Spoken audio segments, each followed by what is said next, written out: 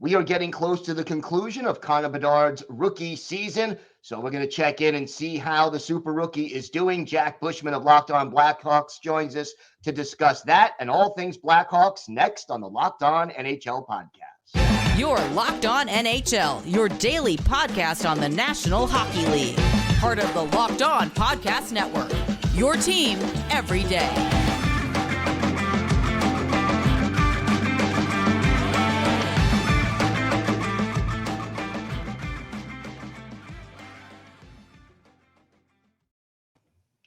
And welcome, everybody, to the Monday edition of the Locked On NHL podcast, part of the Locked On Podcast Network, your team every day.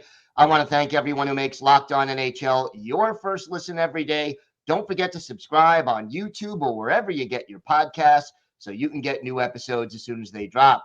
Today's episode is brought to you by Sleeper. Download the Sleeper app and use promo code LOCKEDONNHL to get up to a $100 match on your first deposit. Terms and conditions apply. See Sleeper's terms of use for details.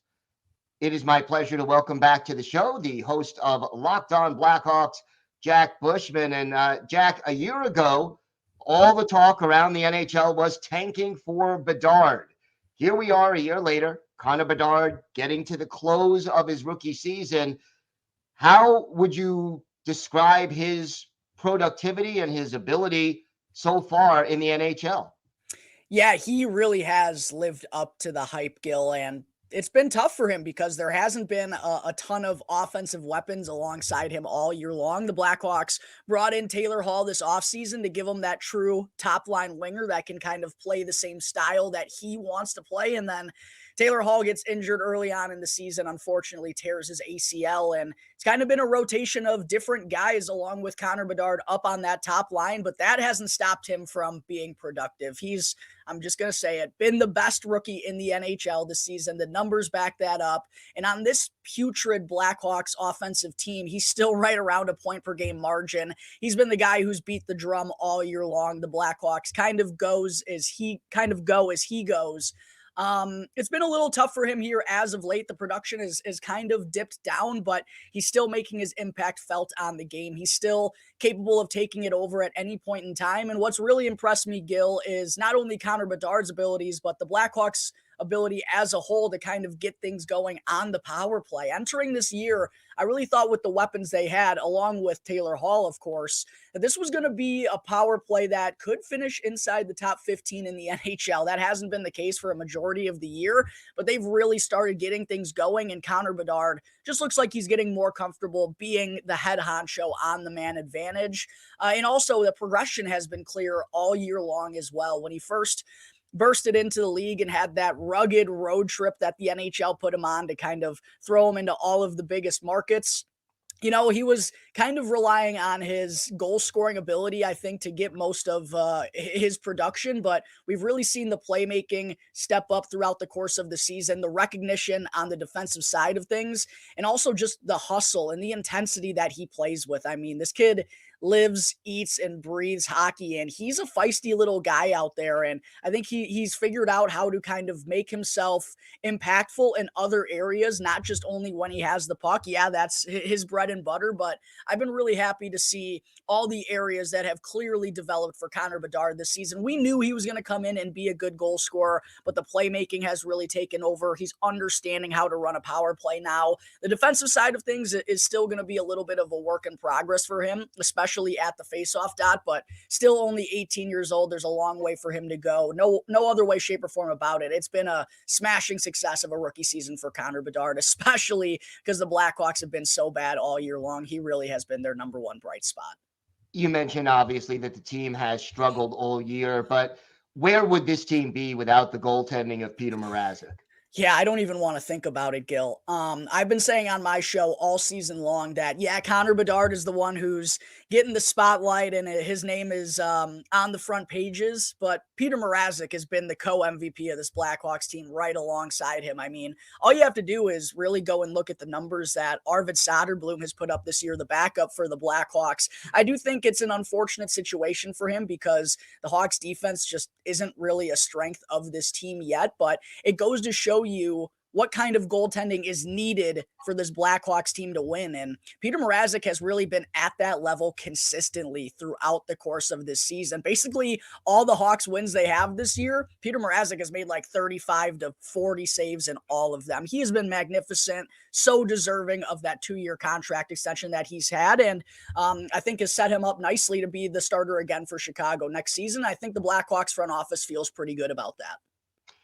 Talk to me about some players who have been bright spots despite this team's struggle this year. Yeah, what's really interesting, Gil, is it's been a tough season to watch, let me tell you. We're counting down the games here with 9 left on the Blackhawks schedule, but oddly enough, that there have been bright spots this year. One of them is Philip Kurashev, who last year set a new career high in points with 25, and there were some flashes in his game, but the inconsistency, the inability to put it all together was really what was glaring about his game. And this year, he has just been excellent. And some of that is due to him being put up on the top line and playing with Connor Bedard, but you also have to give him a lot of credit for bringing his A game night in and night out and finally showing that consistency. And he's 13 points shy from 60 points this year, Gil. It has been amazing what Philip Kurashev has been able to do. A very pleasant surprise in his offensive explosion this year. I don't know if that's going to change the perception necessarily around Philip Kurashev. I do think he's probably more of a second to third liner for the Blackhawks here in this rebuild, but he's shown more offensive upside than I think anyone had anticipated this season. His chemistry with Bedard has been excellent, but he's also putting it all together. A lot of speed through transition. He's looked like a more dynamic offensive weapon. He's scoring more goals than ever. He's got 15 this year, and he just seems to be more confident in believing in that ability within himself and feeling like he is a top liner on this Blackhawks team and should be playing with Connor Bedard. So Philip Kurashev has been excellent. And then Alex Vlasic is the other one that I got to shout out.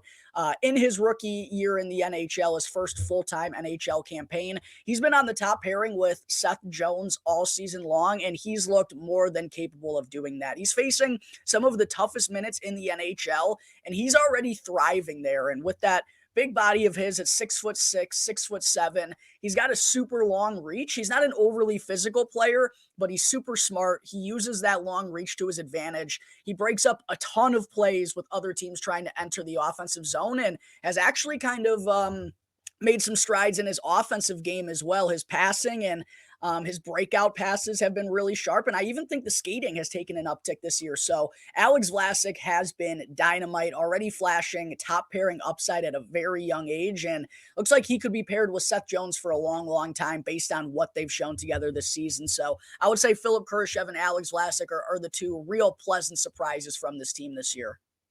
So we know this Blackhawks team is in the midst of a rebuild. What does the plan look like for the upcoming offseason? Yeah, this offseason is going to be really interesting. I don't think the Blackhawks are going to be making any big-time splashes. I don't think they're going to be going after the biggest fish on the market. I quite honestly think they're going to be waiting until next summer, the summer of 2025, when there are just a boatload of names that are projected to hit the market. But I do think it's time for this Blackhawks team to start making some improvements. And I really think that was kind of the plan this season. I still imagine them being a bottom 10 team in the NHL, but I think they wanted to see some strides and some progression. And unfortunately, earlier on in the year, things got kind of set back due to a lot of injuries. I mean, there was a time where the Blackhawks had like 9 guys out, and they literally had to go and get Anthony Beauvillier and Jacob Megna because they couldn't ice an NHL roster. Luke Richardson, Hawks head coach, said he had never seen anything like it. So that kind of derailed the plans, but look, I don't think the Blackhawks can have another season like this, and they don't really need to. They've got the draft picks. They got a lot of prospects, and I really think it's time to start getting the fans' interest again. This year has really tested the fan base, and I'm not going to say the Blackhawks are going to go and hover in playoff contention next year, but I think it's time to go and see some progression out of this group. So I think they're going to make some sharp veteran additions to kind of round out the group, maybe another veteran defenseman, maybe another veteran forward. But I think the Blackhawks organization and the fans really want to see this team win some more games consistently next season. Well, should be interesting. I know you'll have it covered every step of the way. Jack, why don't you tell our viewers and our listeners where they could find the podcast and where they could find you on social media?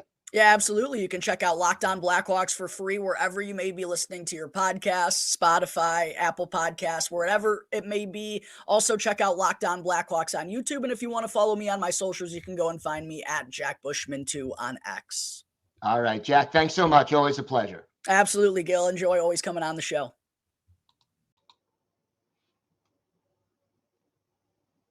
Today's episode is brought to you by Sleeper. Regardless of where your favorite team is in the standings, I want to remind you that you can win big playing daily fantasy hockey on Sleeper, the official daily fantasy app of the Locked On NHL Network. Sleeper is our number one choice for daily fantasy sports and especially daily fantasy hockey, because with Sleeper, you can win 100 times your cash in daily fantasy hockey contests. All you have to do is pick whether studs like McDavid, Crosby, or McKinnon will record more or less than their sleeper projections for things like goals, assists, saves, plus, minus, and more in a given game. To win a 100 times bet on Sleeper, you need to correctly predict the outcome of 8 player stats. You heard me, hockey fans. You can win 100 times your money playing daily fantasy hockey with Sleeper. Use promo code LOCKEDONNHL. You'll get up to a $100 match on your first deposit. Terms and conditions apply. That's code LOCKEDONNHL. See Sleeper's terms of use for details and locational availability.